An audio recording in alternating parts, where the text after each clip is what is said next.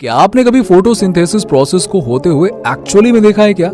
क्या होता होगा उसके अंदर, कभी सोचा है क्या? इसी तरह कभी आपने ये सोचा है कि आपके शरीर में जो खून होता है उसके अंदर का नजारा कैसा होता होगा? इसके अलावा आपके शरीर के कुछ हिस्से ऐसे हैं जो अंदर से कैसे दिखाई देते होंगे, इसके बारे में आपको शायद ही मालूम होगा।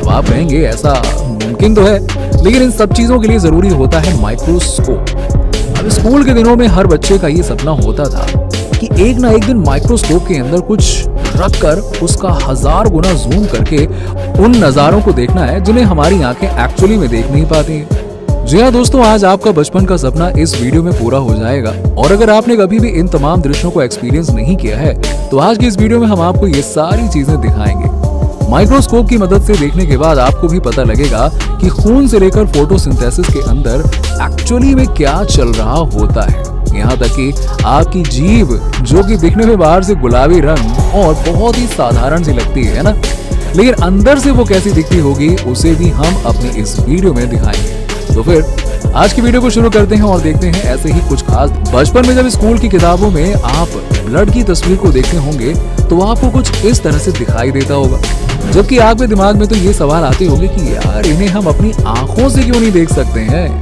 हमें तो ये बिल्कुल लिक्विड की तरह ही दिखाई देता है। और यही सवाल जब हम अपनी टीचर से करते हैं तो वो भी यही कहती हैं कि हाँ, अंदर से ब्लड का स्ट्रक्चर कुछ ऐसा दिखाई देता है। दोस्तों, उनकी बात बिल्कुल सही है। अगर आप ब्लड को माइक्रोस्कोप के नीचे रखकर 400 गुना जूम करके देखोगे ना, तो आपको इसमें कुछ इस तरह की चीजें दिखाई देंगी, जिसमें ब्लड सेल्स और बैक्टीरिया भी मौजूद होते हैं। और ब्लड के अंदर ये सारा कुछ प्लाज्मा के फॉर्म में होता है।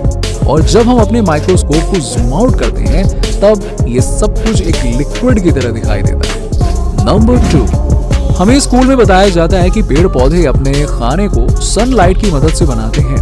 तो क्या इन पौधों के अंदर ये सोलर पैनल लगे होते हैं क्या, जिनसे इन्हें इलेक्ट्रिसिटी मिलती है और ये खाना बना पाते हैं? देखिए क्या है ना कि हमारा नादान सा दिमाग भी ना क्या क्या सोचने लगता है ना, और सच्चाई से कोसों दूर ले जाता है। देखिए, इन्हीं पत्तों को अगर आप माइक्रोस्कोप से जूम करके देखेंगे ना तो आपको इनमें छोटे छोटे होल्स दिखाई देंगे, और इन्हीं होल्स के अंदर सूरज की किरणें जमा हो जाती हैं और बाद में पेड़ पौधे इन्हीं की मदद से खाना बनाते हैं। अब एक तरह से मान लीजिए कि पौधों के लिए सनलाइट एनर्जी का सोर्स है। जैसे हमें खाना बनाने के लिए एलपीजी गैस की जरूरत पड़ती है ना, ठीक उसी तरह से पेड़ पौधों को सूरज की जरूरत पड़ती है।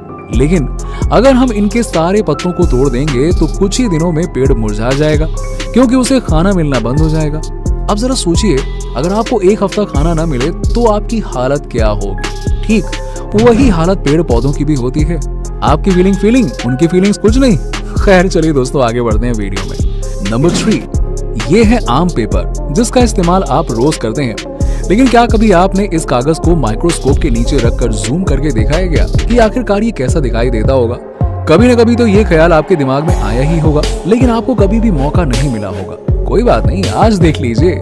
जब इस कागज को आप माइक्रोस्कोप के नीचे रखकर देखेंगे ना तो आपको यहाँ पर खूब सारी पत्तियां दिखाई देंगी। तो ये पत्तियां यहाँ क्यों मौजूद हैं? क्या कोई पेड़ वेड़ लगा है क्या इसके अंदर? देखिए, आपको मालूम होना चाहिए कि इन कागजों को बनाने के लिए सूखी पत्तियों का ही इस्तेमाल किया जाता है। तभी तो जूम करने पर भी हमें पत्तियां ही दिखाई देती हैं।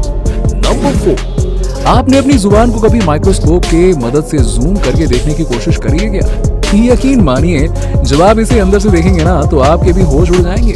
ऊपर से देखने में हमारी जीभ भले ही कितनी सॉफ्ट और एकदम गुलाबी रंग की दिखाई देती है, लेकिन जब आप इसे जूम करके देखेंगे ना तो इसकी सतह पर आपको नुकीले कांटे दिखाई देंगे। जी हाँ, जो हमारी आंखों से तो नहीं दिखाई देते हैं, लेकिन माइक्रोस्कोप दूध का दूध और पानी का पानी कर देता है। इससे एक मुहावरा याद आया, तुम्हारी सुबह पर कांटे लग जाए।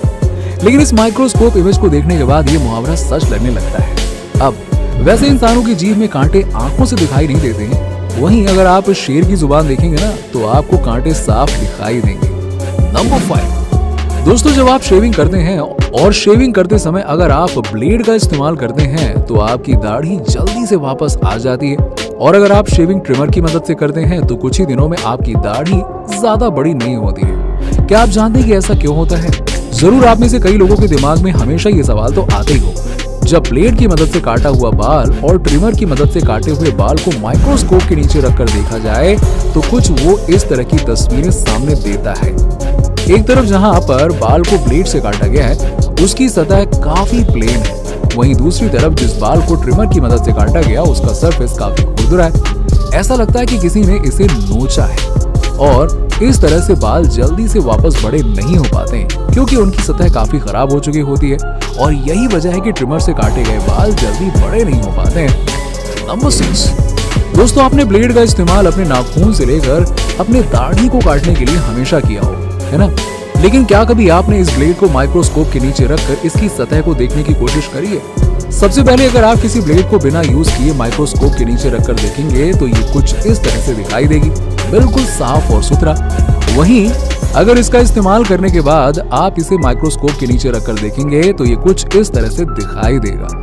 यहाँ पर इसकी सतह काफी ज्यादा खुरदुरी हो चुकी है क्योंकि इसे ऑलरेडी यूज किया जा चुका है। अब यहाँ पर ये ब्लेड खराब हो चुका है क्योंकि इसमें क्रैक्स आ चुके हैं, इसलिए जब हम यूज करे हुए ब्लेड को इस्तेमाल करते हैं ना तो हमें वो पुराना वाला एक्सपीरियंस नहीं मिलता है। नंबर 7, अब स्पर्म के बारे में तो हर किसी को मालूम ही होगा ना। इसकी जानकारी तो हमें स्कूल के 7th और 8th स्टैंडर्ड में दे दी जाती है कि कैसे एक स्पर्म फीमेल रिप्रोडक्टिव पार्ट को फर्टिलाइज करके बच्चा बनाता है, यानी कि बच्चा पैदा करता है। लेकिन तब भी हमें इतनी ज्यादा जानकारी नहीं होती है कि असल में ये स्पर्म कैसा दिखता होगा। देखिए किताबों में इसकी तस्वीर को कुछ इस तरह से हमें बनाकर समझाया जाता है, लेकिन इसके बाद भी ये बात क्लियर नहीं होती कि असल में ये किस तरह से दिखाई देता होगा। ये सवाल बहुतों के मन में था और इस इंसान के अंदर भी था जिसने अपने ही स्पर्म को माइक्रोस्कोप के नीचे रखकर जूम करके देखने की कोशिश करी कि आखिरकार इसके अंदर क्या होता है।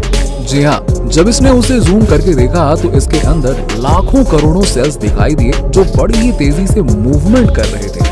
जब इन स्पर्म्स को देखा गया तो इनमें से कई सारे स्पर्म्स ऐसे थे जिनका मुंह टेढ़ा था, कई स्पर्म्स ऐसे भी थे जिनकी पूंछ सीधी नहीं थी और इनमें से कई सारे ऐसे भी थे जो अब नॉर्मल थे। ऐसे में अब आपके दिमाग में ख्याल आ रहा होगा कि क्या इस बंदे का स्पर्म खराब है क्या?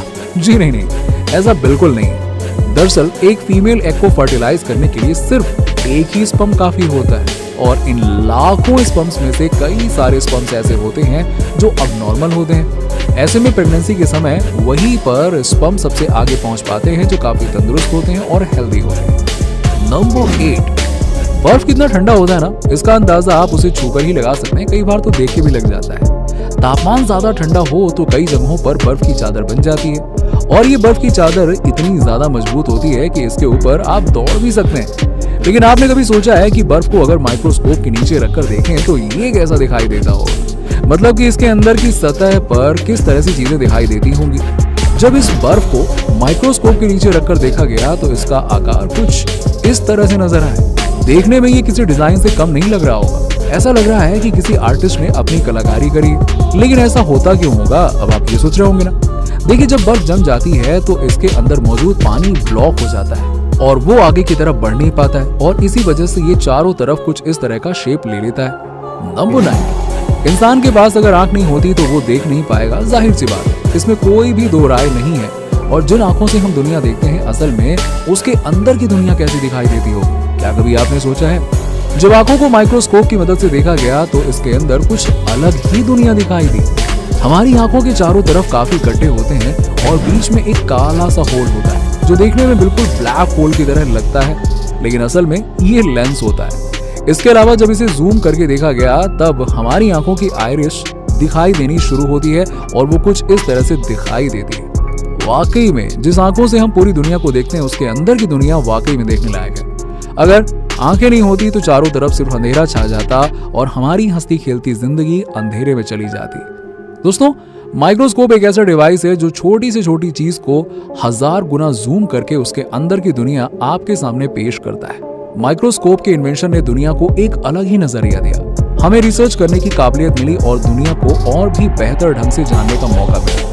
हमने आपको आज के इस वीडियो में माइक्रोस्कोप द्वारा ली गई कुछ ऐसी ही हैरत अंगेज तस्वीरों को दिखाया जिसके बारे में आपने अपने ख्यालों में ही सोचा होगा। आपने शायद कभी अपनी जीभ को इतने करीब से नहीं देखा होगा। इसके अलावा तमाम चीजें जो हमने आपको आज की इस वीडियो में दिखाई आपने शायद पहली बार देखी होंगी। तो अगर आपको वीडियो पसंद आया हो तो इसे लाइक करना ना भूलें और अपने एक्सपीरियंस के बारे में जरूर हमें कमेंट सेक्शन में लिखकर बताइए। इस वीडियो को आप शेयर जरूर कीजिएगा और